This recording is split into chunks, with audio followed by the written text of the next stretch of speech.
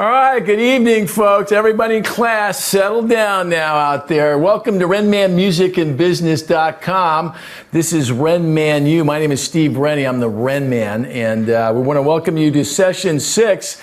Your manager is what we're going to be talking about here today. We're going to be talking about why you need a manager, what that manager should be doing, what qualifies somebody to be a manager. We're going to talk about what kind of characteristics, personal characteristics you should be looking for in your manager. We're going to talk about when you should get a manager, how you connect with a manager, and we're going to talk a little bit about that artist-manager relationship, and I'm going to be answering a bunch of questions along the way from all you folks out there online and some folks we're going to meet here in a second. If this is your first time to Renman U, and I suspect for lots of folks it maybe is. We keep adding on new members to the site here. Let me tell you a little bit about what we're up to. About 18, 20 months ago, I had this wacky idea to start a website to help mentor young artists and music professionals that were dreaming about doing something big in this wacky music business. So we did it. And it's not like most places you'll go to learn the music business, that's for sure. Renman U is my insider's guide to today's music business. The stuff I'm going to talk about today and the stuff that I'm going to teach you over these past few weeks and the weeks to come is all based on reality. There's no theory happening here at all. Renman U, I kid around, is like the reality TV version of the music business. Lots of tears, a few laughs, but it's real. I'm not a professor. I'm not dreaming this stuff up. This is the stuff that's happened. I'm going to share with you the lessons that I've learned from 36 years in the music business as a concert promoter, as a record label executive, as an internet entrepreneur, and for many of the past 16, 17 years as an artist manager. As you probably noted for the folks that are here in the audience, which we'll introduce in a second, there's no real campus here at Renman U. It only exists on the web. It makes the rent cheap and easy. The classroom is open to anybody, though, our virtual classroom, to anybody on the planet that wants to learn about the music business. Doesn't matter where you live, everybody can find us. And unlike some of the schools out there, there's always an open seat. So if you're interested in the music business and you're on a mission to do something, sit down and start taking notes here. I'll make note of one thing here. There's a whole culture of folks that we're all trained to go to college and get your degree and you hang it on your wall and there's some comfort in it. It's like our blue blankie, you know, having that piece of paper that says, see, I freaking know. Well, if you were here for one of those pieces of paper, folks, you're definitely in the wrong place because we're not handing out any paper here. What we are handing out, though, is real bona fide knowledge about this music business. So if you're serious about making a career in the music business and you understand that connecting with real professionals is the best way to do that, then you are in the right place. One other important distinction over some of the places you might go to learn the music business is there's no tuition here at Renman U. You don't need a rich dad to pay the bills here. You don't need to bury yourself under thousands of dollars in student loans. If you want to learn the music business, this one is going to be on me. But it's not totally free. Here's what I want from you folks here. I want to have you guys be a part of it, right? I want to know that you have a burning desire to do something big in the music business. And you'll demonstrate that for all you folks by showing up, by doing the work, by trying to learn everything that you can possibly learn. And that commitment that you show in terms of showing up, not literally, but figuratively, is the same kind of commitment you're going to need to have a chance in this business. But most importantly, it's one thing for me to talk and try to give my knowledge out, but it works much better when people are asking questions. If you've watched our show before, if you spend any time around here, you already know what I'm going to say, but if you're brand new, I'm going to give you a piece of advice that was given to me 35, 40 years ago from a little old lady that I used to caddy for. She said, Stevie, if you don't ask, you don't get, and you don't learn anything, and that would be a freaking horrible way to try to move around in the music business. So, for all you folks that are just joining, let me tell you how you can ask questions. If you're watching on the web today, and I suspect a lot of people are, and you're one of these advanced planners, I like to call them, and I'm not one of those, you can post them on the event page. If you have a question, put it in there. You got to be a member. I'll say that up front. costs nothing to be a member, just get a little bit of information. And you can post your questions right there on that events page, and we will try our best to answer them during the show. If you're not an advanced planner and you're just showing up in the moment, and I can relate to that, we have a chat room here manned by our friend Mr. Cody Cohen. We call him Code Red, or C2. You can't see him here today because we're a man short on cameras, but he'll be presiding over the chat room, and he'll be passing questions along, and we're going to take little breaks at the end of each segment. So you can also, for you folks out there that are really feeling danger, so they're really bold ones, you can call on our hotline, which is at 310-469-9067, and you can take your shot and move right to the front of the line. In addition to the folks that are out there watching online today, we have a whole bunch of folks who've joined us here again in the studio. A couple recidivists, return customers here. We'll introduce them to you right now. To my right is this gentleman right here. You are? I'm LJ Moody. I'm audio engineer and producer from the Bay Area. Bay Area of California, for all you folks around the world that don't know where the Bay Area is. Northern California. Northern California, Cal, yeah. Close by San Francisco and San Jose. A city called East Palo Alto. We made it. Okay, let me ask you, hang on, I'm not done with you yet. Okay, what are you dreaming about doing in this music business, LJ? I love to be a producer for a group of acts in all different types of genres. That would be great for me, you know, and just to learn the business in different aspects, so I could see where I best fit, you know, not just be the guy in the chair, but also to expand my knowledge and expand my role, you know, as I get older. All right, great, good stuff. All right, this gentleman to your right, or your right, yeah, my left. He's a guy I know, I've met him for a while. He's been a big member of our site here, but everybody else does. So introduce yourself there, sir. My name's Chad Anderson. I'm a talent manager. I manage artist Scotty the Kid. I'm here to learn. All right, and he keeps showing up, folks. He makes that first prerequisite. All right, great. Yep, thanks. Okay, next, to your right, okay, this gentleman right here, you are? My name's Andrew Lieb. I work at Red Light Management, an artist management company. Small management company out there, folks. Yeah, a little bit. I assist a manager, Mark Didia, who... Tell Mark I said hello. I know Mark Didia. I will. And I also manage a band myself. And yeah, I've done a lot. I play music. I've driven the van. I've designed the merch. I golf. I can tell he's got that golf sweater on, folks. Okay. Yeah, I don't know. I try to wear every hat I can. All right, good. And to your right, my left, a return customer here. Okay, didn't scare you away last time. Who are you? Tell all the folks who you are. My name is Shayna G. I am a country songwriter, singer, and instrumentalist. I love it. Much tighter description this time instead of everything. I like it. Much better. See, she's making progress already, folks. Okay, and to your right, who made the longest drive in the bunch, I reckon, here today. We need a little bit more chord. Let's go with it, Miles. There you go. Yeah, my name is Miles Pedroso. Thanks for having me, Steve. I'm a producer slash songwriter slash singer slash whatever it takes. My goal right now, not right now, but currently is to attack the festival circuit as a performer and really get in there. And then ultimately my goal is to support myself as a touring musician and, you know, be out there. My dream is to be the guy that everybody says, oh, you sound like Miles. You know, you sound like, love that. You sound like Brandon Boyd. I love it when people dream in detail, in color. It's good stuff. You know, it doesn't mean it's going to happen, but I got to tell you, man, part of dreaming and doing is getting a really clear look at where your target is. Okay, those are the folks that are joining us here in the studio. One of the things I've mentioned it a million times, I'll mention again. One of the things I love about the internet, there's a lot of things that have been a little more uncomfortable. One of the things I love about the internet is this ability to make location and networking and connecting less and less of an issue than it's ever been before. So to highlight that point, we like to always have people from outside the studio be part of it. So we came up with this another wacky idea that we would have a foreign exchange student, and the only requirement is that they have a burning desire and that they're not here. So we have one with us today who I just met this morning, who is looking for some manager advice. She works, or she's a part of the Reverb Nation crew, and so I thought we'd throw her right into the fire. Cody, you have somebody on the line with us? Rebecca should be there. Rebecca, are you there?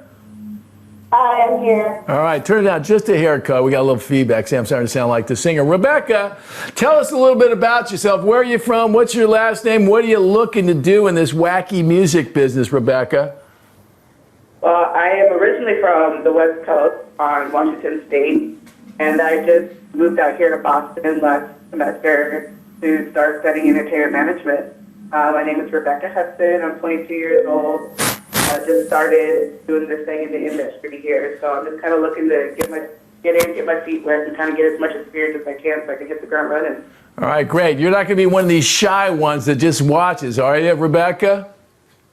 No. All right, perfect. Okay, Rebecca sent me a note, or sent a note to our friend at Reverb Nation who wanted an interview with a manager. So here's your big shot. I told you you're going to have many opportunities to ask questions, and I'll give you my review on whether I think you got the chutzpah to be a manager. All right?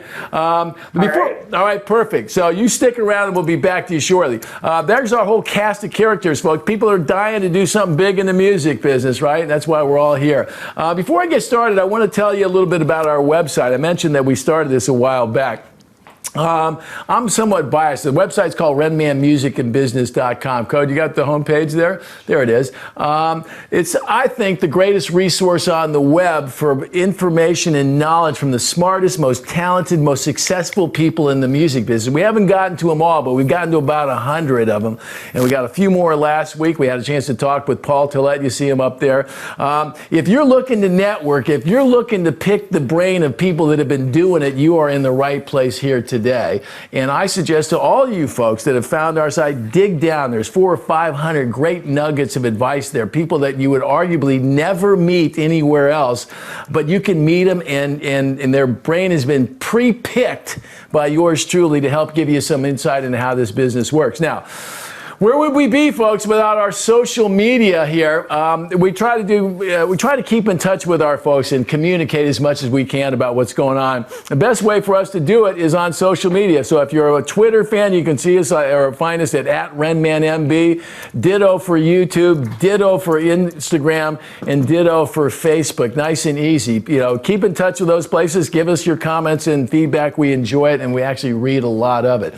Today, talking about managers, right? It's like one of the biggest topics of discussions in the business. You know, I was going to start our segment off today with a clip we got from the inimitable, the irreverent Mr. Bob Lefsetz, right? Whose advice was, don't be a manager, get out. It's a recipe to be broke. And you know what? I actually kind of agree with him a little bit.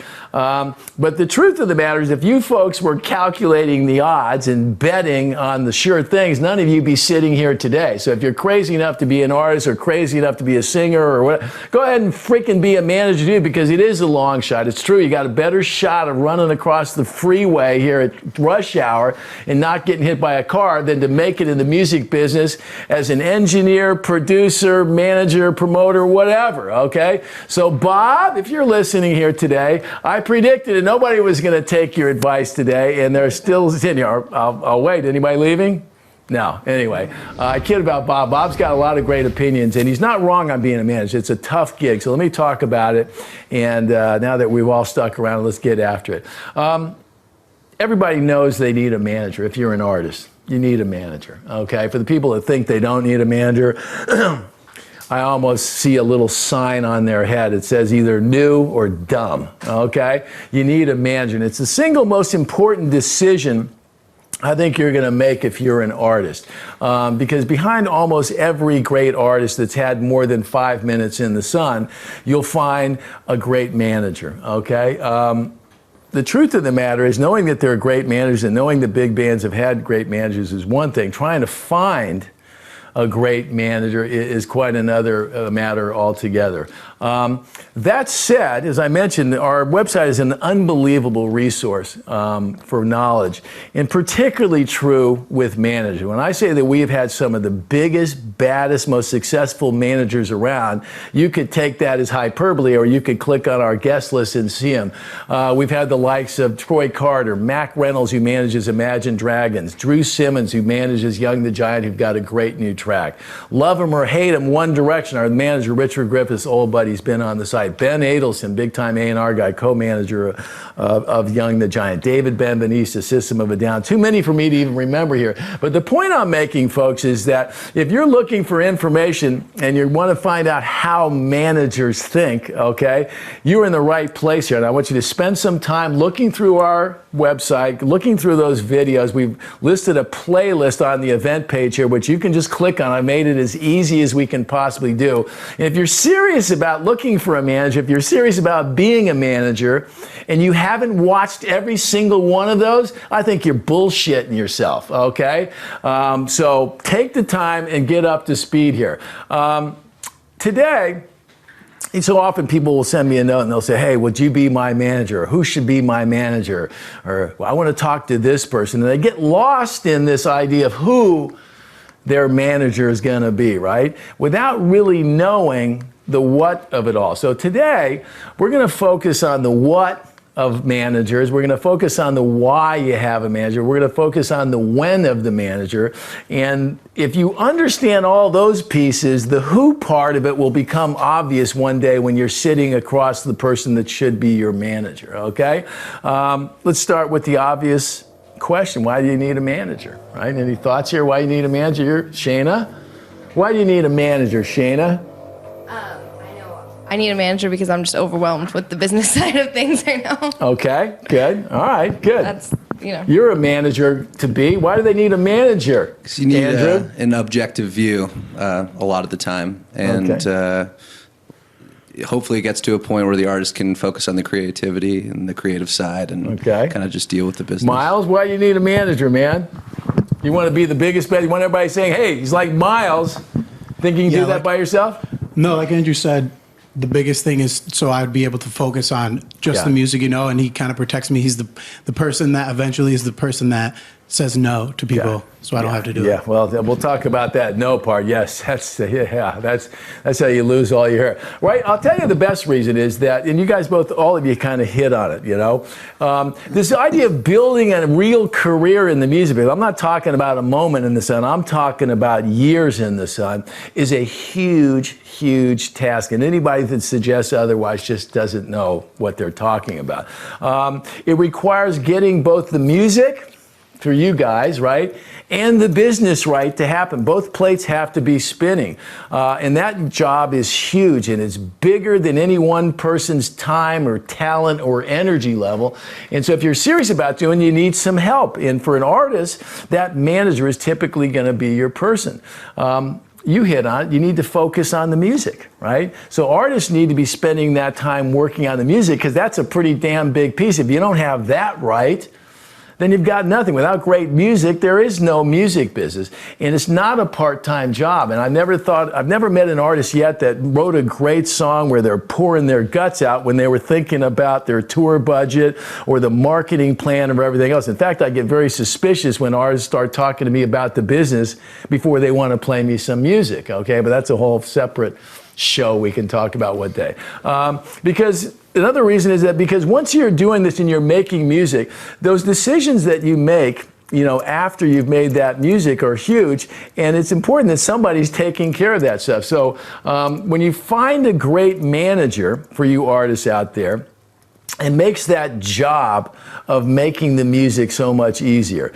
We have a gentleman here who works at Red Light Management who's just starting off. And we have a lot of friends over there. I have a lot of friends over there at Red Light Management. I met an artist that's now on that's managed by a young guy by the name of Elliot Harrington, a young manager. He's a gentleman by the name of Jacob Hemphill. He's the singer of a band called Soja. And for lots of folks out there, they probably might not be aware of Soja, and I'll go ... yet, but you will be, okay? They've built an unbelievable little the hint of a career already. They're doing 3,000, 4,000, 5,000, 6,000 people. My friends in Incubus, we toured with them a little bit down in South America. And I had a chance to meet Jacob through our friend Elliot Harrington. And he had some wonderful thoughts about why a manager is so important. So I'll play you the clip and then we'll talk about it a little bit. Cody, play the clip there if you would. Talk about Elliot a little bit and talk about how important it is to get somebody outside the music involved to help shape the dream. I don't think you can say how important that is. because if you're a good musician, you're not a good manager. It's just a fact. It's two very similar and very opposite skill sets. You both have to be creative. You both have to have a dream. You both have to see your dream through. But managers have to do it with people, and you have to do it with melodies. What a great line that is. Managers do it with people, artists do it with melodies. Smart guy, that Mr. Hemphill. Golfer, too, I understand. He's got an open invite. He hasn't taken me up on it yet. You know, that's great advice there. So it's one thing for a manager to tell you it's important to have a manager. It seems somewhat self-serving. Better to have an artist talk about it. And nobody speaks more eloquently about it than Jacob. And we spared you him spending 10 minutes talking about how much he loves his manager, which I just watched that at night myself. It makes me feel good. It's a big job, but some people think they can do it themselves, right? And there's some people out there. I was just reading a story last week. Aloe Black, who's had a big, huge hit around the world, has decided now that he's going to self-manage himself, right? And it's not an impossible thing, right? But there was some speculation that, he had a manager and then got a big check and decided, that he could manage himself. So if it turns out that Mr. Black, was just being a cheap guy because he didn't want to pay his manager, and that his career takes off and gets even more momentum, I'm hoping that he really is a great multitasker, because I haven't seen anybody, when you get a career going on, that can play it all. Not even one manager's hired. How many managers they got over at Red Light? Hundreds, okay? It's why? It's because it's so easy? Yeah? Because one guy can cover it? No, it takes a lot of work. So anyway, the bottom line is, I'm not saying that's a bad idea. I'll tell you where it works a little bit better. If you're a big artist and have a big career, and you're really not trying to break bigger anymore, I think it makes a little sense. But I think for most of the people we're talking to out there today, having a manager is the best idea. And we'll talk some more about what it takes to find those people. Any questions so far here? Miles, don't be shy, man. Just say it, okay? You might answer it in the next. If I do, I'll tell you, because I hate to get out of sequence here, Well, my question right now is just, I'm kind of getting ahead of myself, but I was actually just wondering, how many, when you're looking for a manager, how many artists under their belt should they have that's, a good amount to know that they have experience, but then they don't have too much on their plate, so they can really focus on you? There's two schools of thought, right? I just managed Incubus for 16 years. And when I started in the business, that was more the typical model. You had one act, maybe a second one, and it was very much the personal manager model, right? That was old school mentality. There's also the more prevalent one is the Red Lights, who have, and I say this with great respect, other people might, use it as not such a great thing, is they have a lot of artists. They have lots of managers there as well. The Collective and Q Prime, there are a bunch of multi-client firms here. The most important thing is that your manager, whoever it might be, however many clients that he has or he or she has or doesn't have, is that they're paying attention to you, and that you would feel like you are the only thing in the world. Because for years with Incubus, I would ask them, hey, you want me to join up with some big management firm here? And they always said, no, because you'll wind up managing all these other bands, and we know no, we don't want to do that. So it depends on the artist. But I would say in general, just easy answer is that the less things you have to worry about, or your manager is worrying about, the better off you're going to be.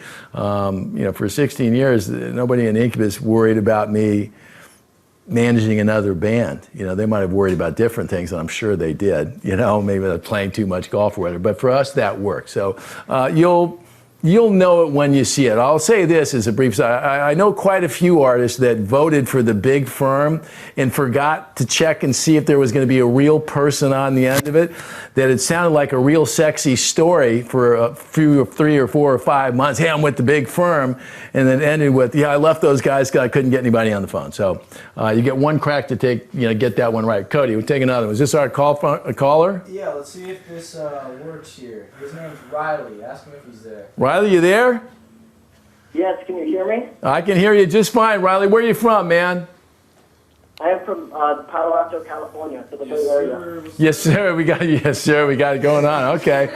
2 Palo Altos. Okay. Well, first off, let me commend you for being so bold as to dial in. That shows me something. What's your question, Riley? Well, first off, let me ask you, what do you do? I am the manager of my best friend, Zach Oxby, who's an aspiring singer-songwriter, and we're both seniors in high school. Your best friends, you're the manager. Okay. Yes, sir. Okay. Fire away. What's your question? All right, so we recently raised a bit over $10,000 on Kickstarter and are in the process of recording our first album. And I'm kind of wondering, for the promotion of the album, should I focus on pushing it out to kind of the general audience, or kind of focus on pushing it out to people inside the music industry in hopes that we can get a deal or something and then record it and even bigger album? Well, we're going to talk a lot about this whole idea of marketing and promotion on another segment, but I think what you're talking about now is deciding whether you want to be on a label or go it alone, okay? Does that more or less kind of get what you're going for? Yeah. So I'll answer that one briefly, you know, at the 40,000 foot level. It's my experience here, in spite of all the chatter and all the negative crap you hear about big record labels, right? A highly motivated major label is still the place you want to be. Why? Because they have money and they're used to spending it. That's a big, huge issue that people underestimate. 10 grand. The 10 grand, they used to spend that on deli trays at staff meetings at Sony. Okay, so 10 grand ain't going to get you very far, right? So if you're looking to go out and get signed to a record label, you want to be able to do it. You want to be able to build enough of a story so that they think you got a shot to have some success. And we'll talk about it a little bit more in this segment today, that nobody wants to do the first bit of work if they can avoid it. So you'll need to do a little marketing just to get their attention. And once you get to if you're lucky enough to get a record label deal, then you'll talk about marketing in a much different light, which is, are we going to radio? Are we making a video? And you'll do it with a little bit more latitude if you have some money to spend. Okay, but here's what I'm going to tell you. If you're brand new to our site, we're going to be coming back in 2 weeks. We're going to be talking about marketing and promotion. So we should you should keep showing up, Riley. I will. All right, thanks for calling in, by the way. 10 points for being bold. Good sign. You passed the first manager, test. You weren't afraid of a no. All right? All right. Yeah. Good stuff. All right, thank you so much. Any questions in the chat room? Yeah, we got a question in the chat room. Ustreamer says, here's a question from a manager's perspective. What is the #1 quality you should look at in a band besides the obvious, the music? We're going to have a couple of managers talk about that later. The music is important for me. I'll say for me. Every manager is different, and there's no easy answers. For me, if I love the music, the next thing I would ask, is that a performer I would pay to see, right? And if they pass those first 2 tests, the next one would always screw everybody up because I didn't think it, I meant it.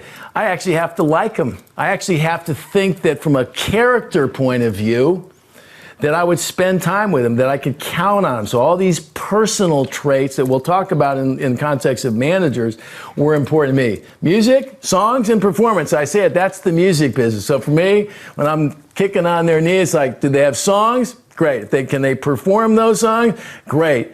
Now, could I live with these people? Because that's what managers, real managers, think about. All right? Did that answer your question? All right, let's move along here. Somebody asked me, what does a manager do day to day here? Okay. I know these guys know. Okay, so I'm going to ask Shannon, what do you think that manager is going to do when you hire him? Deal okay, say I don't know. Deal with the venues and deal with the business side of things that I don't want to deal with. Okay, fair enough. Okay, let me explain some of those, because that's it. The manager is going to be, the #1, their first and foremost job is to interact with the artist. What does that mean? Okay, it means that at some point early on in the ball game, presumably they sit down and they discuss where the artist is, what they're looking to do, what they're dreaming of doing, what their target is that we talked about, right? Where they want to go. That manager well, is the guy or the gal that's going to be charged with building a plan to reach those goals. So here we are. There's where we want to be. Okay. Now we need to have a plan to get there, and that's going to include resources, a plan, who's doing what your commitment is, what their commitment is, and when all is said and done, either just with the artist initially and then extending that and transferring that and making sure other people in the food chain understand what that plan is, the manager is going to go out and execute that plan to hopefully get you from here to where you want to be. That person, he or she, is for all intents and purposes the CEO of your business, or the shopkeeper. I used to kid around. I was like the shopkeeper at Incubus's, little market there. So they need to own that business side of the equation, because if you're going to get the music right, and it's a full-time job, or you're going to get the music right, that other person needs to own their side. They need to have some understanding and some thoughts about the music, but they need to own the business side of it. In the simplest form, when people ask me, I say, draw a circle in the middle, that's the manager, and then just extend out tentacles from it. Every bit of it, the great managers, it all comes back through them in one form or another. Now, they might have delegated big pieces of that to other people, but at the center of it all is the manager, and that's their primary function. That manager will interact and direct members of the professional team. We talked about that a couple of weeks back. What was that, segment 3, Cody? Yeah. You can check all that stuff, folks, by the way, on our YouTube channel or on our website, but you can check it out. We talked about the professional team, and the manager is the person that works with those people, whether it's the business manager talking about finances, whether it's your agent helping you plan a tour, whether it's dealing with that record company when you get a record deal, dealing with the music publishers if you get a publishing deal. When you do go out on tour, not only is now your agent's booked the dates, but you're going to deal with the promoters, and if you're going to be a manager, you want to know the promoters, because those are the people that are paying you. Sponsors, all these other opportunities that happen are all directed, or should be directed, by your manager. Your manager is like your chief strategist, right? They're the field commander. That's the person that's on the battlefield that just keeps walking around while all kinds of mayhem is going on, and they're the ones that are just serene in the middle of all that craziness, right? So if you're going to be a great strategist, it's important for you to have a command of the big picture. Not every detail. You need to understand whether you're winning the war or not, and understand what the big pieces of winning the war. You don't need to load every freaking shell in a cannon, right? You also have to have a solid and really sharp understanding of the nuts and bolts to know what it takes and what everybody's supposed to be doing, even if you're not the one doing it. Your manager is he's your marketing person too. They oversee the marketing and promotion of your career. So a great manager will have a clear idea of who you are as an artist, and will be looking to do the things that it takes to highlight everything that's great about what you're doing, and perhaps hiding and mitigating some of the things that aren't so great, right? I think for the successful artist-manager relationship, it's important that you share a vision about where you're going. It's no fun if your manager thinks you should be a pop act and you think you should be a blues act. You're going to have a problem. You should call it a day right out of the box. But that whole idea of overseeing the marketing and promotion is now kind of, the buzzword is branding. I used to call it building a band, but it's now building a brand. That's all marketing and promotion. One of the big money makers in the music business today is record sales have crashed, and with it, publishing income and everything else. The touring business has become more important than ever for a rock band, and I've only ever dealt with rock bands as a manager and as a promoter before that. It's the huge part of the business now. And in days gone by, the record companies were really the powerhouses in the business. I don't know that that's true anymore today. I think the concert promoters is who I'm going to spend my time with, because every manager I talk to, they've kind of written off record sales. Record sales is there to fuel your touring business. So if that's true, then understanding how that business works is a key part of your manager's role here. One of the more kind of mundane but clearly important things that you're going to smile is the manager is in charge of the artist's schedule. right? And when you talk about saying no, there's only so many hours in a day, there's only so many days in a year, and there's only so much gas in every artist's tank. So skillfully managing that calendar, deciding what deserves a spot on the calendar and what doesn't, is a key part of the manager's job. There's all kinds of other duties. I could go on for days about it. You know, you're part psychiatrist, you're part plumber, you're part third base coach, you're the good cop, the bad cop. You know, I could go on for days on all these sidebars. But the things I described earlier are really the guts of it, and all that other stuff, all these other sub roles you play. Too many to list, and some I still don't even know because they just come up, and as a manager, it's your job to deal with whatever comes at you, period, right? Any questions so far? Miles? So I'm working on with a couple digital marketing companies and agencies right now for a couple EP releases. Would you think it'd be smart, would you suggest working with management to work with them, or would it be okay for me to go? We're going to talk about when to get a manager and all that stuff. I would say if you have a manager, those are the kind of things that they spend their time on, right? It's great for you to have an understanding of those things. When I say there's like this big picture level where it's important for everybody to understand the big picture. Here's where I am. There's where I want to go. It's important to understand the nuts and bolts at a general level. This is what the promotion dude does. This is what a publisher does. This is what this person does. But if your job is making music and you're spending all your time doing that other stuff, I'm going to go out on a limb and say either you're a control freak or you have a shitty manager. Okay, neither one of them are probably going to serve you well in the long term, right? Does that answer your question? Yeah. Okay. Cody, you got one in the chat room? Yeah, we got one in the chat room. Is it worth reaching out to a major management company, or is it smarter to go forward with up-and-coming managers? We'll talk a little bit more about that later, but I'd say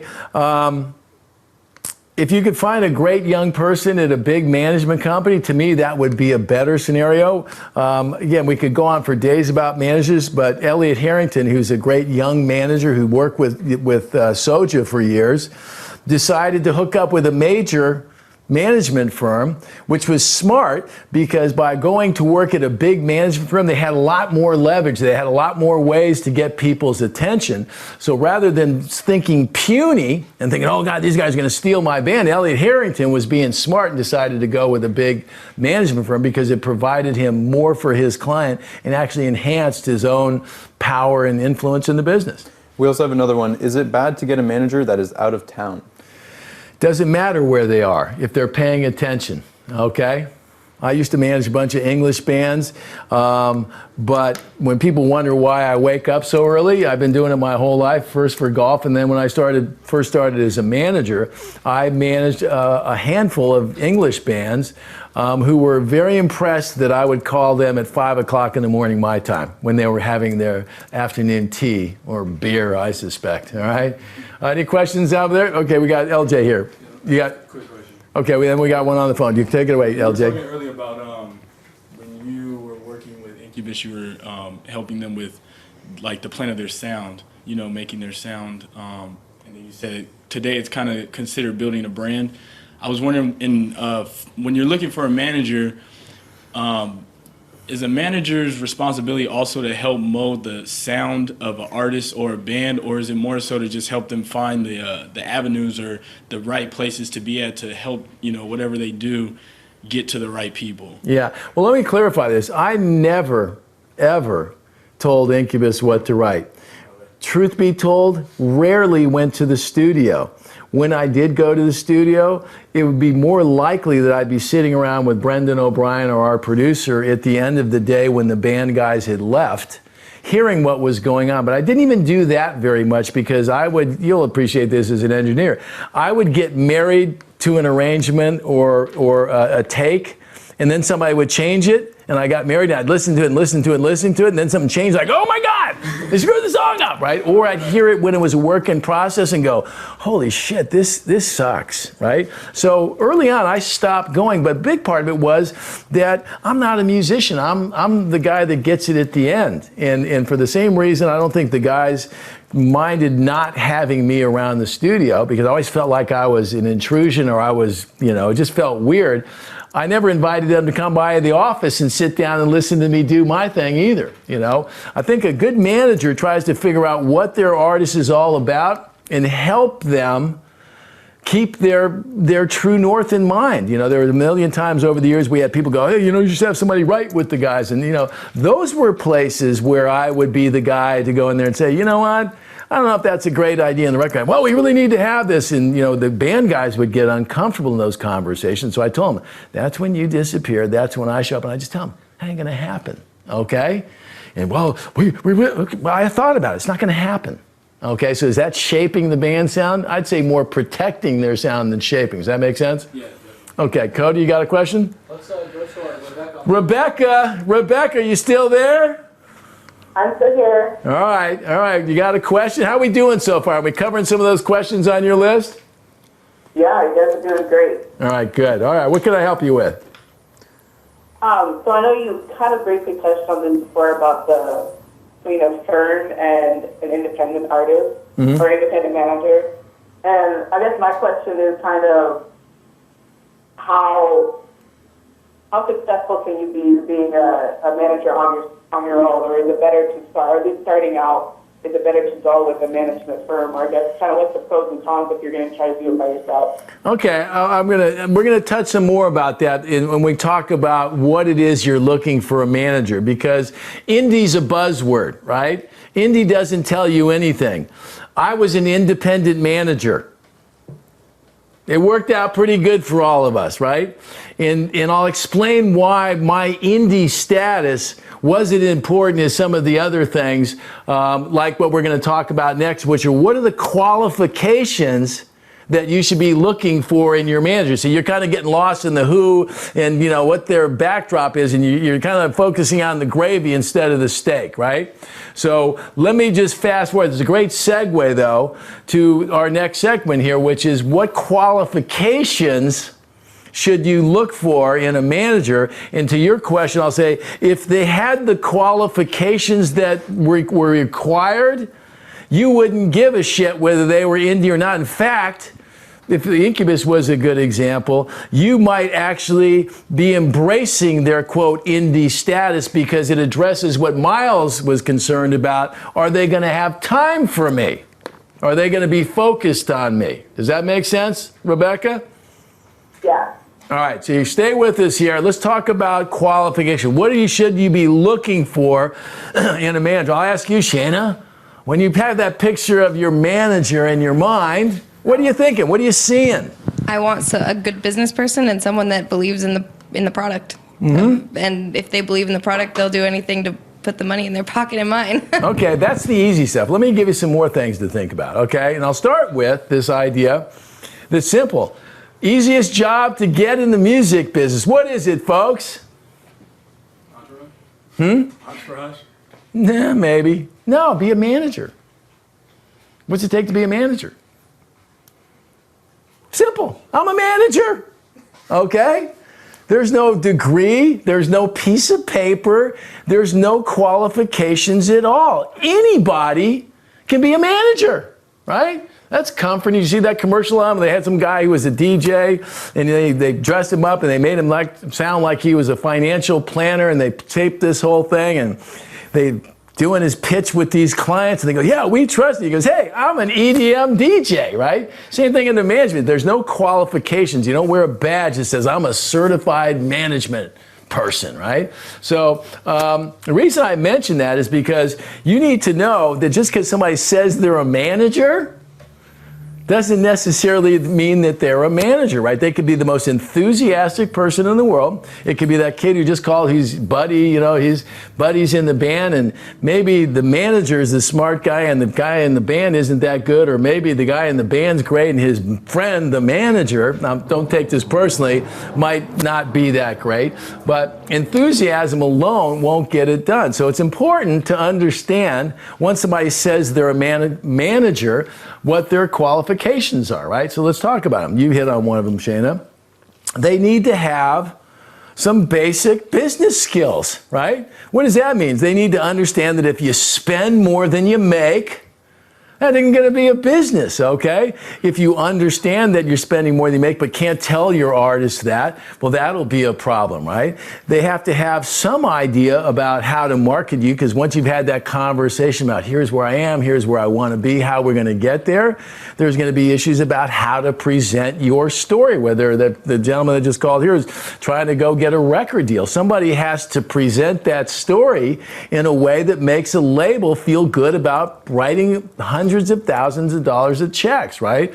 It might be in today's world that manager, great managers that were great in the old school of the music business might not be as good today, because one thing I've noticed, and I'm 58 years old, been doing this a long time, so many of the things that I grew up with in the music business, things that were tried and true, just don't work anymore, okay? And so I wake up every day, instead of embracing all the experience I have and have had over the years, I'm suspicious of whether it's still relevant today. So those kind of basic skills have expanded now to the web. We were in Nashville recently at the Polestar convention. One of my buddies met my son, Matt Rennie. I don't even know if he met him. He just said, hey kid, you want to get a job in the music business today, you better learn how to code.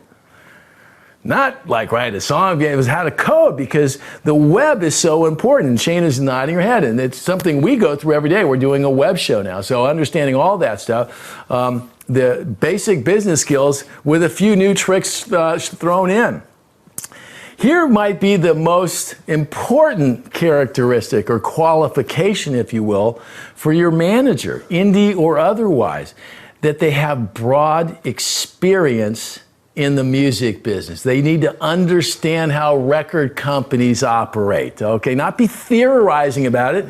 Reading Don Passman's book is not the same as dealing with record companies. They need to understand the live business, how it works, how they get paid, who the players are, how to maximize the opportunity. They have to understand publishing. You guys are all young, okay? Here's what I learned. When I was young, I was the smartest guy around. I was smarter than all those old guys like that Renman. What the frickin' heck does he know, right?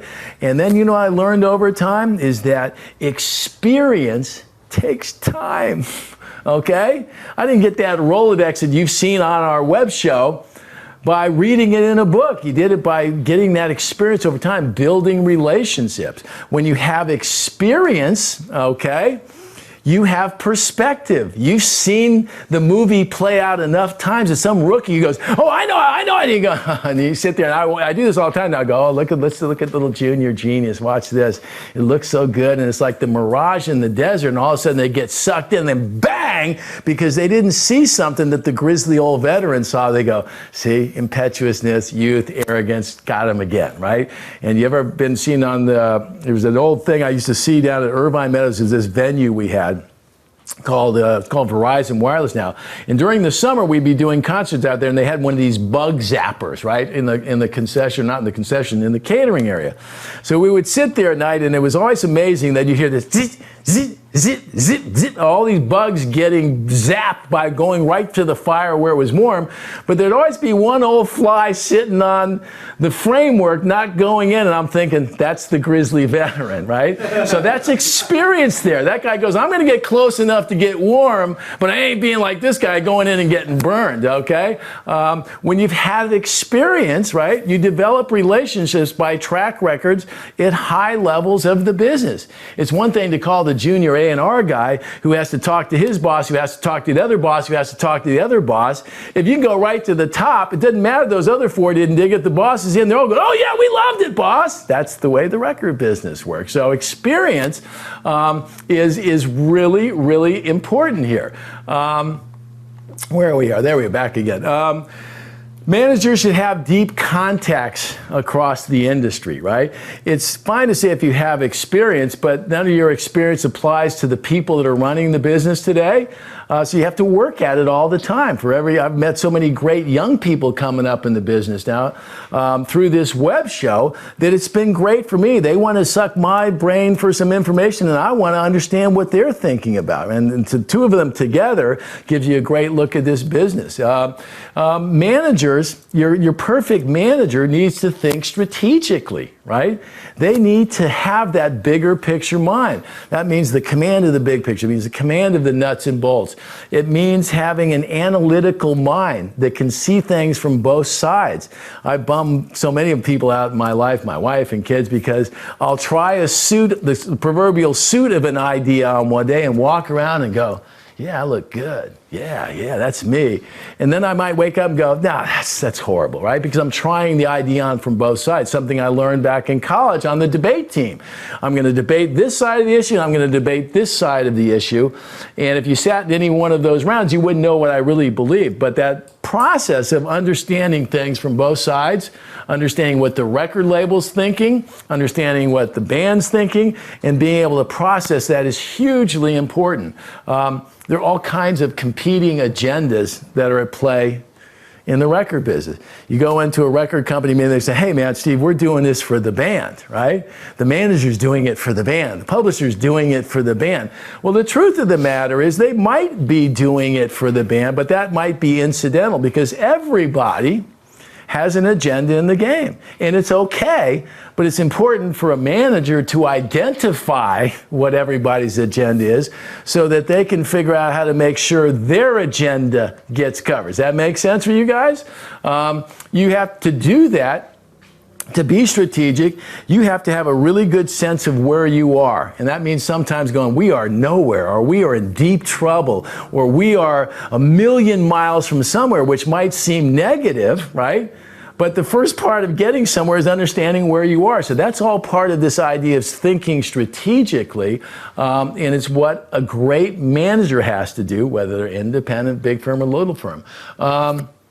One of the key traits for managers is this: they have to have great leadership and people skills, okay? If you were strategic and you did all those other things right, but everybody hated you because you were an insufferable piece of dirt, right? You might succeed in this business for a while because there have been people that have done that, are just winning so big that people will tolerate them. But things ultimately turn, and when things turn and you've lost your leverage, and you didn't have those people skills, you will pay for it in the end. One of your major roles as a manager is to inspire not only the band people to get through those difficult moments, but to inspire the partners and the people that are putting out money and not seeing the results that make them feel good, right? You need to keep them inspired through those moments of doubt when it doesn't look like it's going to win, right? And easy to say, more difficult to do, but a key trait of the great managers. The great managers have this wonderful ability to process and spin bad news, particularly with the artist, so that we can go, now I know it looks like we're in deep crap here, and I know, but really this is just a little character builder, folks. We're this close to something happening, and I've done it 1,000,000 times. And you have to do it 1,000,000 times, and it's not lying, it's not bullshitting, it's, hey, I got to keep everybody's head in the game because you never know how close you are to something good happening. It only takes 1 or 2 great yeses to make a career, okay? And so that mentality is important. That great manager should have a long track record of being trustworthy and loyal, not just with you, because if you do your homework, you can go look for stories. I know, what's this person really? Is this guy a bullshit artist, or is this guy for real, right? Or is this person gonna do something silly? So all that stuff tracks you around in your life, and you need to be aware of it, for your manager. That's the big picture. Any questions on this? Yeah, we got a question in the chat room. Hip Hop Detroit says, as a music producer, should we be looking for a manager or trying to find companies that work with producers? I think it's both. There are, again, the evolution of the management business, right? It used to be bands, an artist had a manager, right? And then when producers became bigger and bigger deals, right, there was sounded like a subgenre of manager producers, right, who handled a whole stable of producers, and those managers typically had a lot of relationships with A&R people and publishers and so forth, right? So I think if you're the big producers out there, typically over the years have had a representative that acts as their agent manager, and it's something that's been going on for a long time, and there's a handful of companies that are really good at that. For me, that was never my thing. Wasn't going out with A&R folks and so forth. And mostly because with Incubus, for 16 years, we had a record deal. I wasn't looking for 20 other bands and so forth. So that was more specific to our relationship. Okay, any other questions? Miles. So when you were first starting out, before you got Incubus, what was your selling point as a manager? What did you try to sell yourself as? I started as a concert promoter in the business, right? And started my own company, went to work at a company called Avalon Attractions. And because I was working at the big concert promoter in town, I met tons of people in the business because we would do countless shows, do 300 shows a year, from clubs to stadium shows.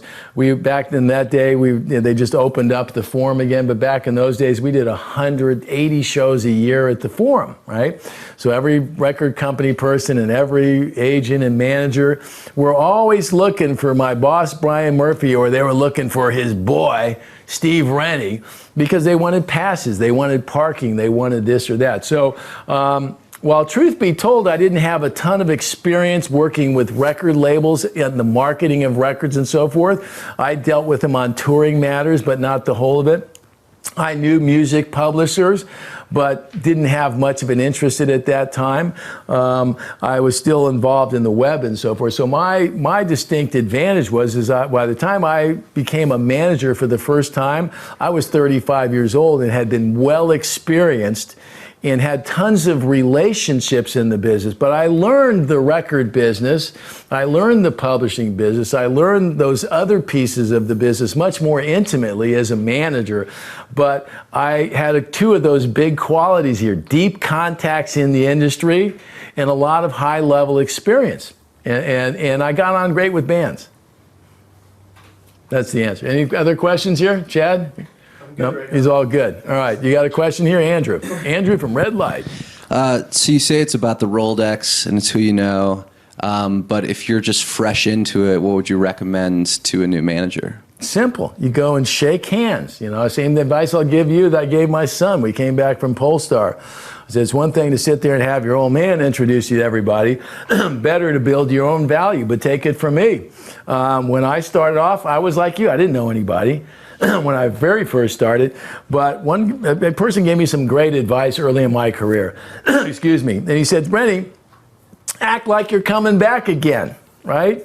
So that every time I did a concert, I thought, I don't know if I can raise another dollar to do another concert. I sent out those notes to the building manager, to the agent, to the radio station people. Every time I had a chance to connect with somebody, I took that person's advice and acted like I was coming back again. We just got through writing a whole bunch of, just a quick note to say it was great seeing you, Paul Tollett, at the conference down in Nashville. Doc McGee, Ashley Capp, some people I'd never met before. Hey, I've been hearing about you for years. Nice to meet you in person. I still do it. And I counsel everybody here to do it, right? So that's what you do. That's what I was talking about. Experience is easy to say. But let's be honest, you guys are all impatient, okay? When you're young, you think you're smarter than you are. You think you have more value than you do, right? And it's okay because life beats us all in the end, okay? If you stay at it, you keep doing all those things, all of a sudden you've been at it 10 years and you've got some contacts. You had it 20 years, you got some more. You got it 36 years at a high level. You got a whole boatload of contacts. But all my networking now is mostly with new people in the business. I'm interested to find the next person that says, I want to be like you, man. Really? Great. Let's trade some knowledge here. Okay, Chad. How important, in your opinion, is it for managers to have strong relationships with other managers? Huge. Huge. It's funny, I was looking at some clips today, and there was a great clip by Jordan Burlian who came in here and was on our show, and we were kind of kidding about how managers love talking to other managers in general. Now there's some competition there, and there's some managers that would steal your act or try to steal your act, but everybody knows who they are. Okay, it's a small business, but most of the managers understand what other managers are going through. So I told Jordan when we went on our show, I said, you can come back here and bitch with me anytime, and I said when we first talked about booking it, I said, just bring along your Glenlivet, and sure enough, he did. So he knocked a little whiskey back with them. But we love talking to each other, you know.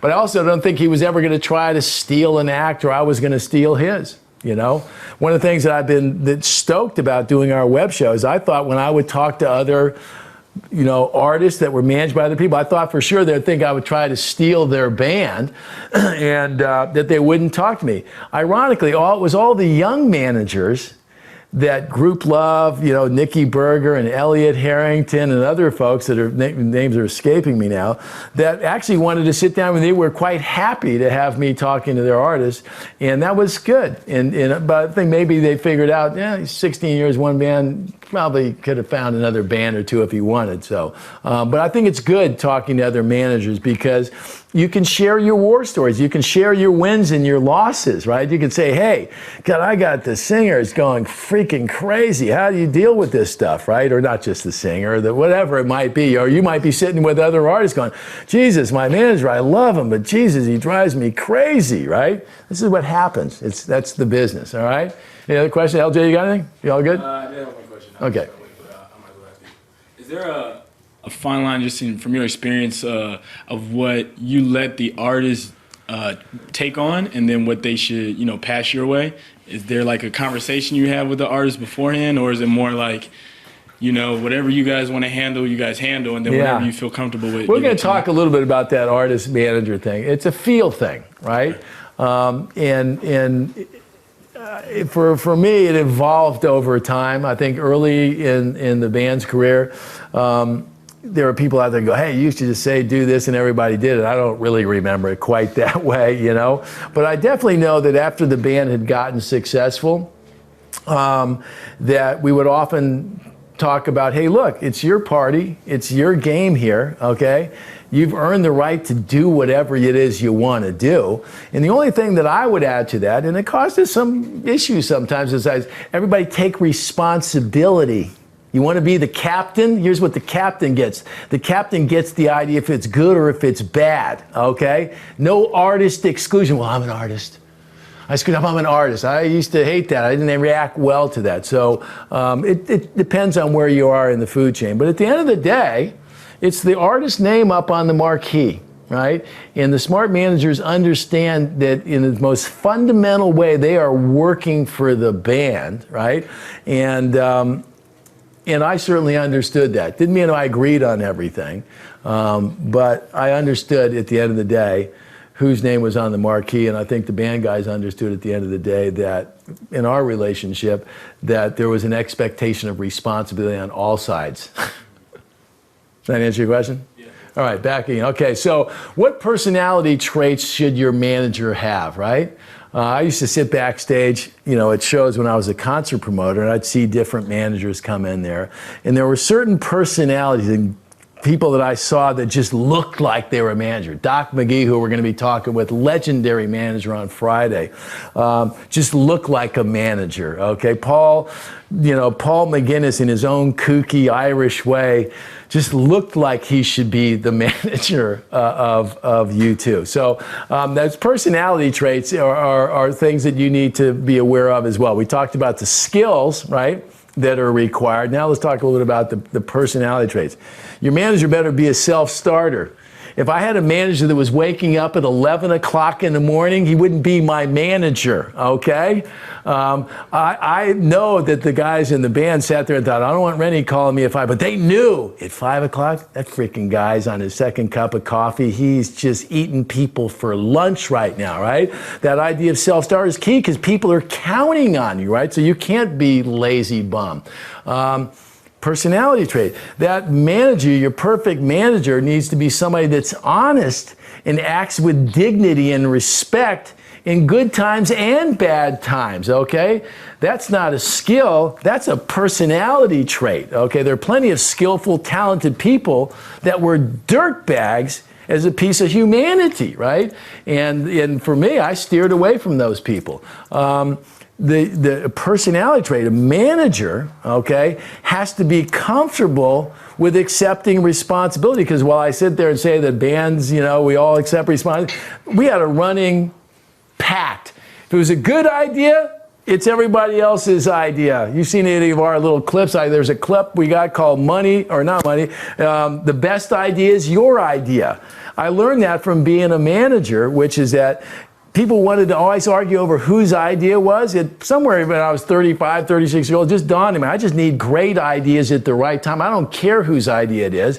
But you'd sit around in a record company meeting where nobody wanted to accept responsibility unless it already was a win, in which case they were all happy to accept it. So I sat in a million meetings and go, now look, folks, to make this easy on everybody, this is my plan. If it works out, it can be your plan. If it turns out to be a bad idea, it's mine. Now that we've covered that, can we be honest with each other? And people would scratch their head going, did he just basically say we can blame everything on him? I go, yes, that's exactly what I said, okay? So that's because I was comfortable with responsibility. Not that I was totally comfortable with it, but I accepted my role in the equation because that's the job I chose, okay? Questions? Yeah, we got a question over here. Hip Hop Detroit says, should you approach a manager that's already working with an act that is similar to yours? I don't think it matters whether they're similar or not. I think it's more fundamental than that, Hip Hop Detroit. It only matters whether they have an idea for you, okay? Doesn't matter. So if they have a bunch of other acts and you get along with them, but when you need something, that you feel like your manager's doing everything that we just described, or someone's going to talk about some more of it, but that you are the center of their attention. Some people can multitask. There are people that can do that great. I was never a particularly good multitasker. I was much more focused on big pictures. Are we winning the war? Then, Steve, we went through X amount of bullets, and then are we winning the war? Great. Then you know what? Well, that person wasted some bullets. Well, you know what? Great. I don't care. We're winning the war. Big picture. We got another question by Tom Camp Music. He says, as an artist, you need to have 3 different personalities. The one that you are by yourself, the version of you off stage, which is super nice, and the guy on stage, which is very confident. Do the same type of rules apply for managers? I'm not sure that I totally buy your premise, because I work with some people that, by and large, were the same people on stage as they were when they're off. I do understand that there were flamboyant characters. I remember we were talking about Twisted Sister the other night, and Dee Snider on stage was this lunatic guy with the makeup, and I'll never forget, some kid threw a bottle up on a stage, and he turned 18,000 people on this poor guy. I thought the guy was going to get killed, and he was like this big wind-up artist. After the show, I went in their bus, and he was just makeup off, reading the sports section, talking to his wife and kids. So he was a much different guy. But when he got out there as Dee Snider, he was playing the wild man, you know? So for your manager, though, I would say that there were times when I think from a kind of an almost a showbiz way, if I was having to make a point with somebody, right, that I might have amped it up a bit in case there were some bystanders around that could sit there and go, I don't want any of that going on, right? But I think for a manager, you shouldn't be play acting. You know, that's the band's job. I would say I would be much more comfortable being consistent, right? And so if you're somebody like me that can be excitable, I can get lit up a little bit. And so me trying to be really calm and stuff wouldn't be true to form. So I think for managers, less act, more substance. For an artist, if you're showbiz, if you're putting on an act, do that, okay? Perfect. I wonder, what is Lady Gaga like at home? I don't know. Does she wear that meat suit? Who knows? Cody Romness. Let's go to the phone. Phone, okay. We got Rebecca. You still there, Rebecca? I love that. I'm still here. How we doing so far? Are we checking that stuff off your list? Yep, you're doing great. All right, great. Thank you. Okay, what can I do for you? What's your question? So you had talked about before about a manager needing to have contacts and experience and stuff. And so my question to you, I've been hearing this a lot, especially in my classes, and we've had people come and talk to you about a network, and you really need to network. And so my question is, for somebody like me who's like just starting out here, how do you suggest going about starting to build a network when you have absolutely no experience in the industry? Yeah, you know what, Rebecca? First of all, I'll probably forget to say, but let me go back a step on that experience thing, right? There's somebody, and I want you to go on our website if you haven't been there, and go, search for Nikki Berger, okay? Nikki Berger is a young manager who manages a band called Group Love, and I think Nikki might be 24 years old right now. He started managing that band when he was in college, okay? The people at the record company literally left his, college class schedule up on their bulletin board. So Nikki wasn't as experienced as he was enthusiastic. What Nikki had, though, that's somewhat rare, I think, with young people, is he could very effortlessly say, I don't know the answer to that question, but I'm going to find out pretty quick, okay? So I would say that while experience in most scenarios, coupled with enthusiasm would be your best bet, the fact that you're not the most experienced person early in a band's career is not necessarily a showstopper if you have the right mentality to find out the answers. Now, if the band starts shooting ahead and it goes really fast, that's where lots of young managers that were getting some experience might have been left behind. But it's not totally a showstopper, but I would say go watch the interview with Nikki Berger, because he has a wonderful attitude about it that I find in short supply with a lot of young folks that think they know more than they do. And I say that having been the most arrogant 22-year-old on the planet. Maybe there's one better than me. Anyway, so the part two of the question was? Are there... Go ahead, Rebecca. You said, how can somebody like you go and get experience and meet people? You know what, Rebecca? I know you're a smart person. You're going to college. You go out by figuring out, here's where I am, here's where I want to be, who are the people that are doing what I want to do, how can I get to those people? And if I can't get to Steve Rennie, how can I get to Matt Rennie or Cody or somewhere that further down the food chain? And you just start meeting people and you just start building a relationship. And it can start with, hey, it was so nice to meet you at the Polestar convention. I'd love to stay in touch. Bang, right? And put a note down. Okay, 2 months from now, I'm going to send a note to that person, but don't keep sending notes to people you don't have any business with without changing your story a little bit. Have an angle every time. Be smart about it, right? It's not rocket science. And so many times I find that young people out here, or people in general in the business, think there's a checklist that if I just do this, this, this, and this, then I'm going to be running a record company or playing with Miles at a stadium rock show.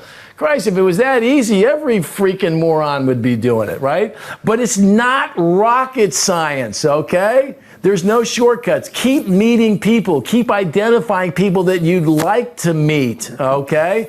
That you'd like to pick their brain, and go get them. When I talk about our website is the greatest place to almost meet and pick the brains and feel like you had breakfast with some of the top managers in the world. Little bit of shameless promotion like Mr. Anderson here, but factual, okay?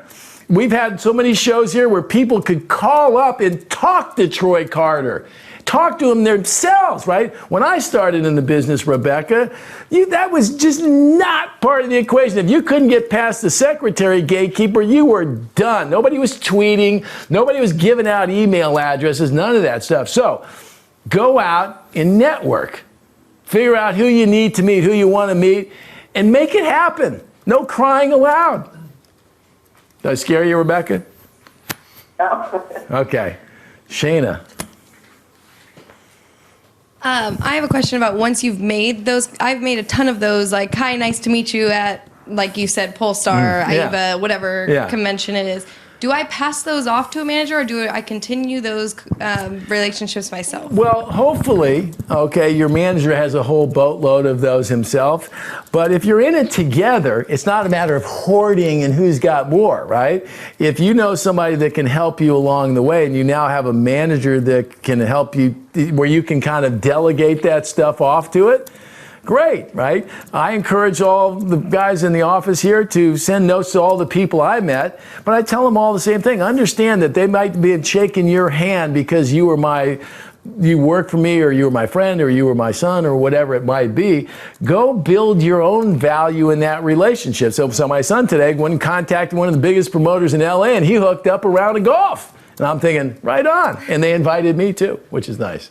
Do you think that turns those people off if I pass it off to a manager? Like, no. Okay. No, because you passing it off doesn't mean that you stop, right? It could be just simple. Think about it, Shane. Everybody wants to make it tougher than it is. Hi, I got a brand new manager I think's the greatest guy in the world. I wanted to give you his email address. You know, it doesn't mean I'm never talking to you again, okay, right?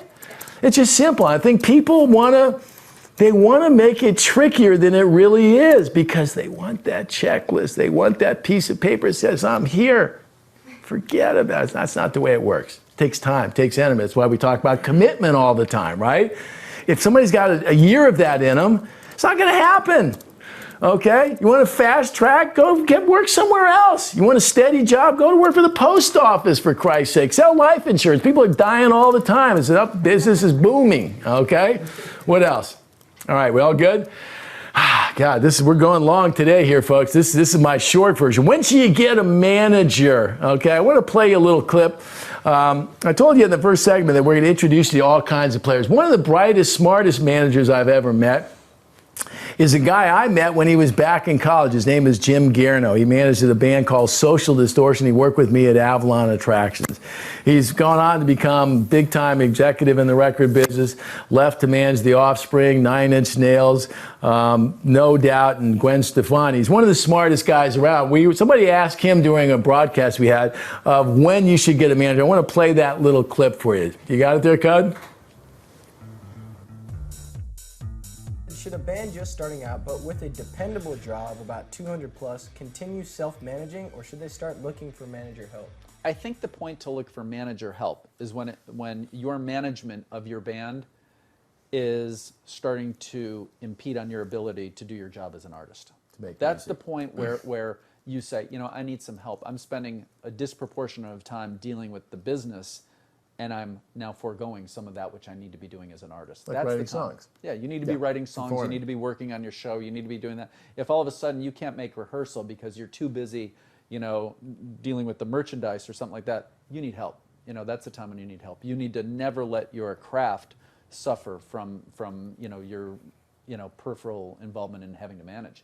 There's no question, by the way, that artists who have managed their own careers up to a certain point are way better at dealing with it as they start to move through the business because they have some personal experience with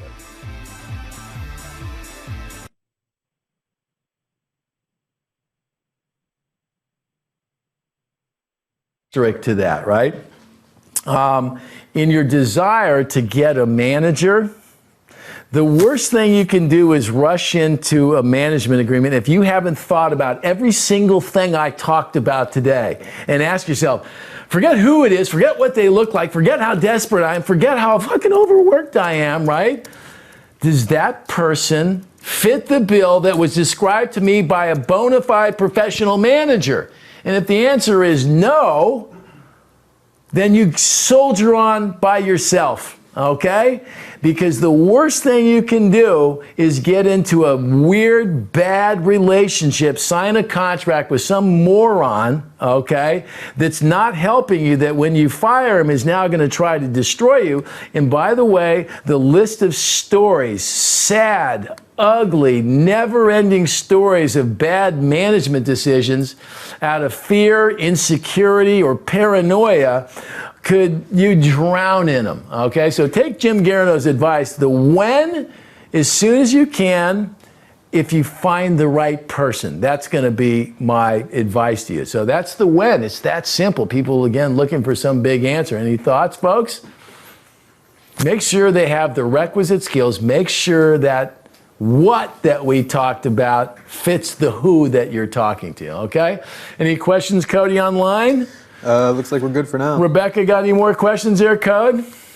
All right, we'll just keep moving on here. How are we doing? We got 10 more minutes here, okay? How do you find a manager? Okay, here is the question I've heard 1,000 times, maybe 10,000 times. How do you find a manager?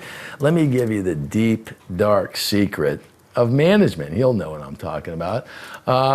It's more likely that your manager will find you, the great manager, not the rookie, not the person that thinks they know but doesn't know, but the person that actually can make that difference in your life because they have all those things we talked about, connections and experience and all that, more likely they'll find you, right? I'm going to play a couple clips that'll illustrate this point, both by big-time managers, right? Because every manager is different, okay? First clip I want to play is a gentleman I mentioned earlier, a guy named Jordan Berlian, who I just love him. He's like the wacky professor of the music business. We've gotten very close over the years, and we had a chance to go out and have our bands at Lincoln Park and Incubus do a tour together, and it was great working with him. One of the smartest, most articulate guys I know, and we asked him the question, Jordan, what is it that you're looking for? I'll play you the clip, and then we'll talk about it.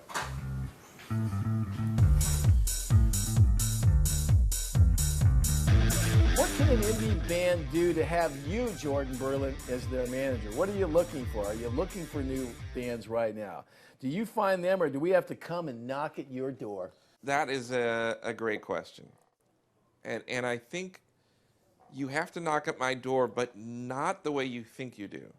The way you get my attention is by basically doing one of two things, and they both have to exist simultaneously. One is you have to do something creatively innovative, and something that I think breaks new ground creatively, and both sonically as well as visually, because so the presentation is part of that. We live in a visual world. Yeah. So, for example, a few years ago when aPpKVg made that video, he spent all of $35, I'm told, on that But it's a great idea. It was a great idea that demonstrated a level of creativity that hadn't existed before, at least in terms of that presentation. That was the first thing. The second thing that a band has to do is demonstrate that they understand how to build an audience and are willing to work constantly at serving that audience. And I look at everything from the number of Facebook likes they have to the number of Twitter followers they have to the number of subscribers of their YouTube channel they have to the amount of stuff they're putting out there. Yeah. If I see those two things, then I'm seeing a validation for somebody breaking new creative ground, and that's something that I believe I can add value to. And that's something that gets you excited as a manager. You want to work with people. That's where I say, if I were to work with an artist like this, or our company were to work with an artist like this, could we add value to this and get it to the next level? Yeah. That issue of character.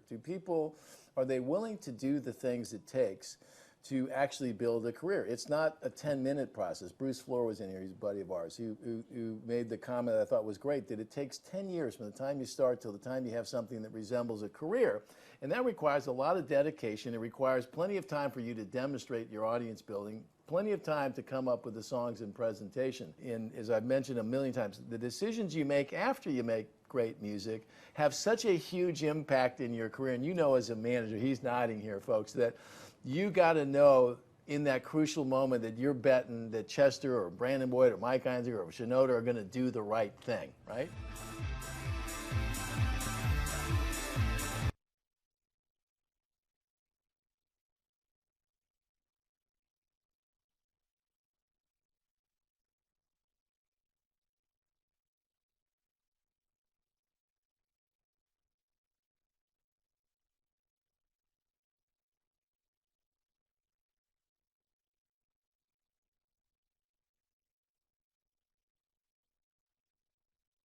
That when people are talking about, when they're talking about managers and what they're looking for people that have proven that they can get something going. So I'll play this little clip and then we'll come back and then we'll try to blast through this. Go ahead, Code. How did you get involved with Green Day in the first place, and what was it that attracted you to the band? Well, I was always a big fan of Green Day's, back from their first EP and their Lookout albums, and they're one of those bands, especially back then, that you just sort of watched Everything they did, it just sort of got bigger and bigger and bigger, from 200 seats to 500 seats to 1,000 seats to, doing that first big tour they opened for Bad Religion, and that, then they got signed to Warner Brothers and sort of got, then Dookie happened. But they're just one of those bands that if there was a textbook of how it happened, they got in the station wagon and went out and played, 1,000 shows, got themselves to Europe on their own and spent 3 months touring Europe in a station wagon, doing 62 shows in Germany. And, they booked that all themselves, and that's why when you see new bands today, and, I always say to new bands, like, if you're waiting for someone to help you, just go home and get a job.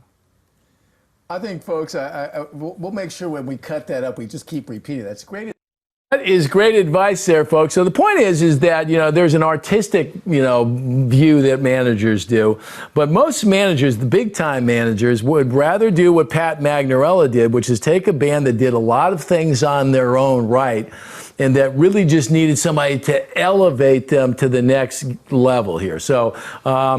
So now you're thinking, oh, great, so I got to wait for one of those guys. No, the moral of the story is you keep doing what you're doing, get some attention, and it will show somebody that you have something. If you're not getting attention from anybody, then you can go back to one of our lessons here, is it a career or a business? And that's a question that every artist and manager has to ask themselves, is this working out the way I thought? Okay, so now, once you got through that, how are you going to approach a manager? I'm going to go through this kind of quickly. And you guys folks online can send me some questions.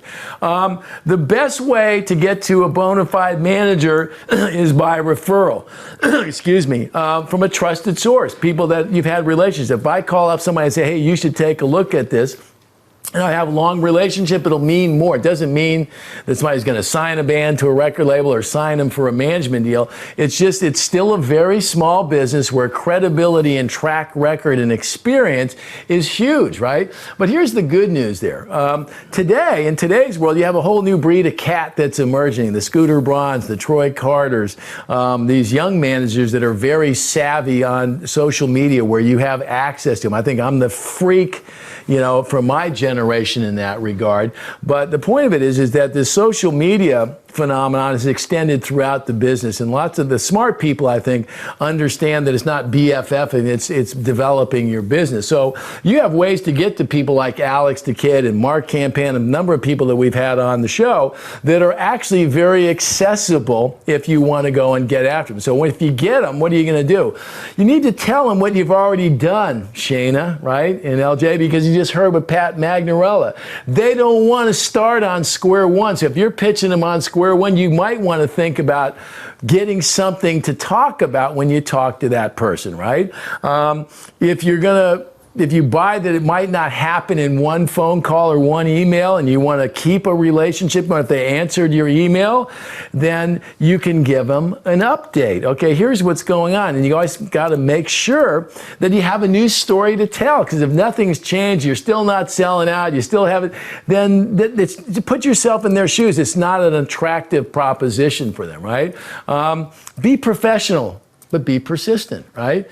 I get stalker-esque emails, never answer me. I get emails that are respectful, short, and sweet, that tell me what they want me to do. I don't like long. If I see an email that's this long, I just delete it, okay? If somebody can't get to the point of what they want me to do, even if I'm not going to do it, in a paragraph or two, out, okay? Persistent and professional.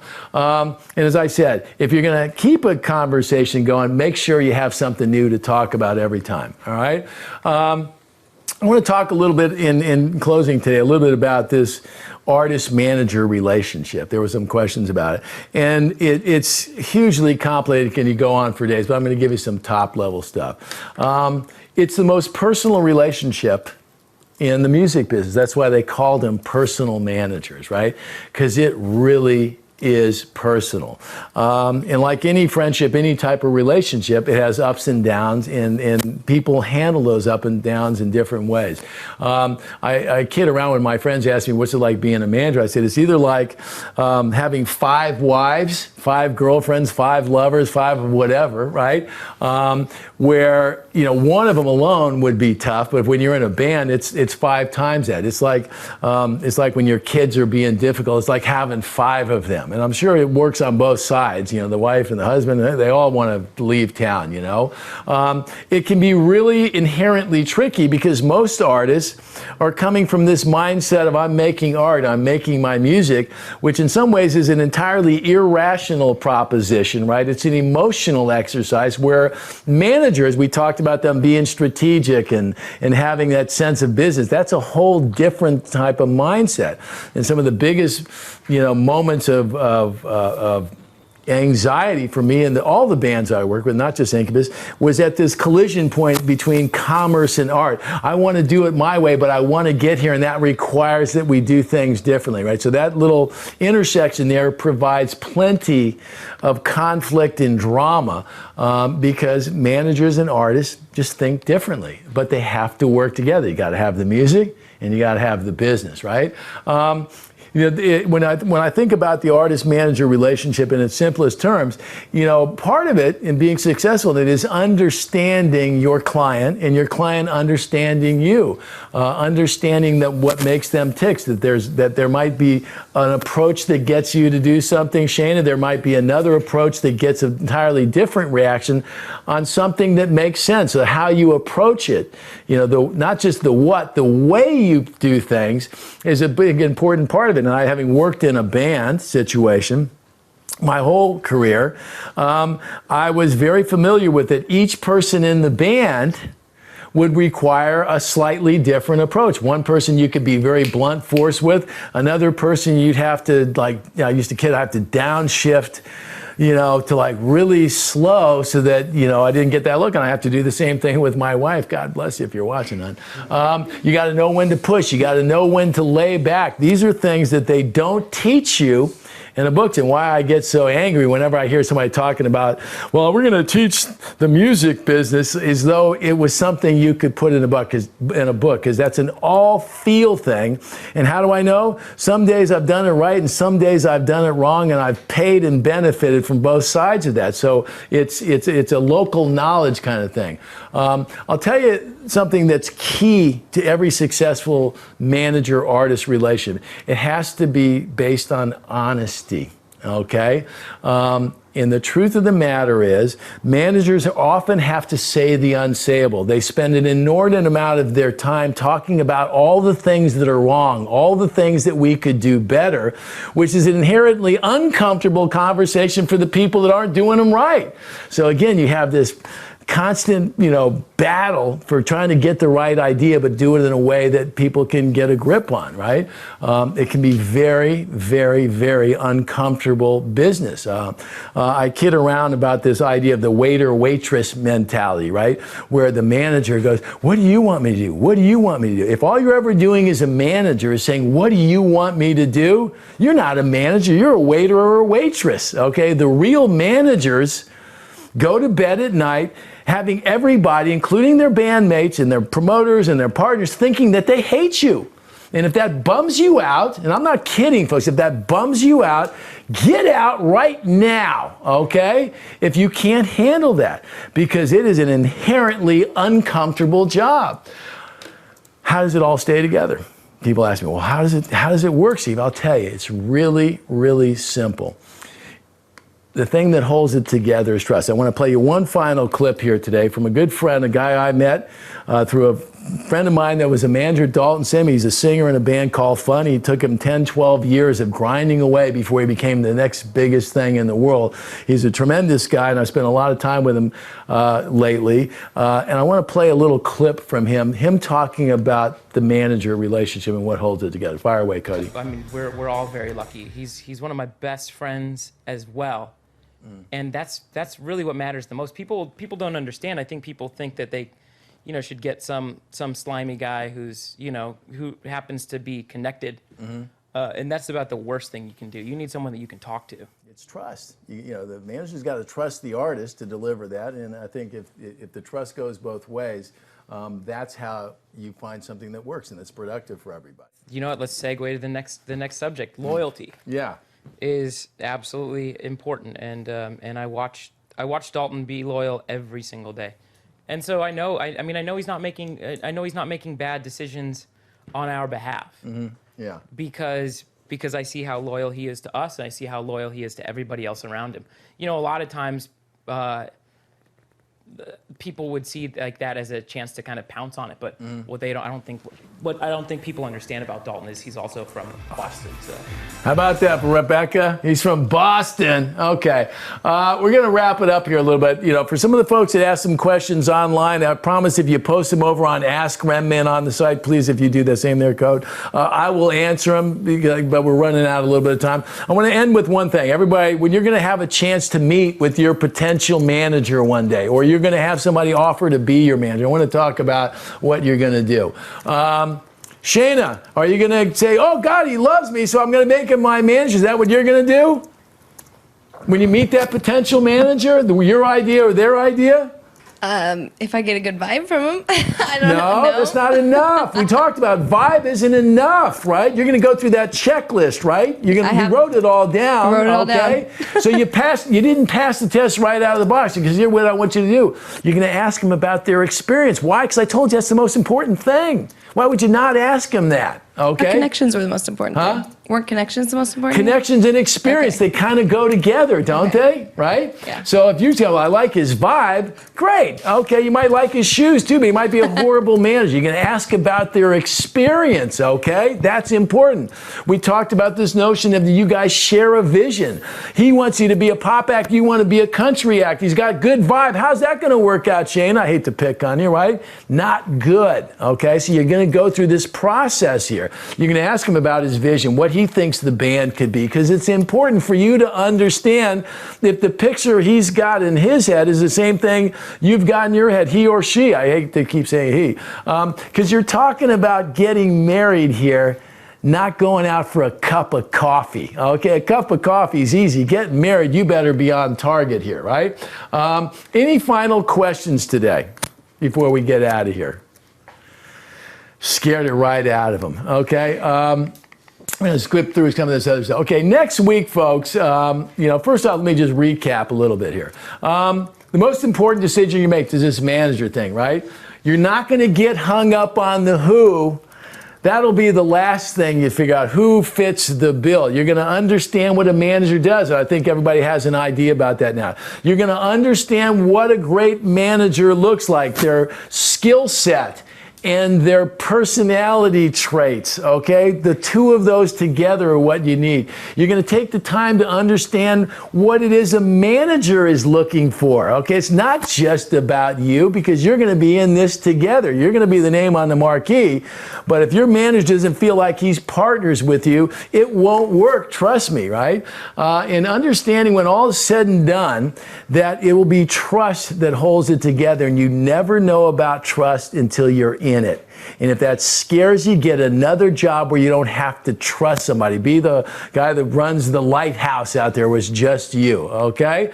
Next week, we're going to be talking about music.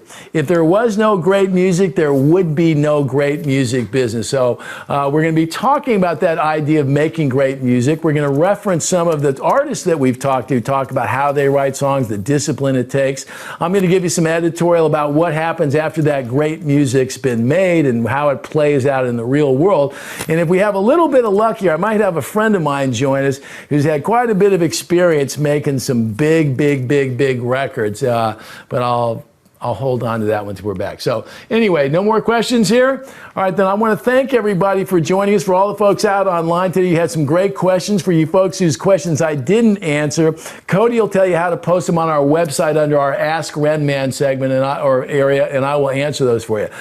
This is Renman U. My name's Steve Rennie. My buddies call me Renman. I'll see you guys next Wednesday. Thanks a lot. Good night.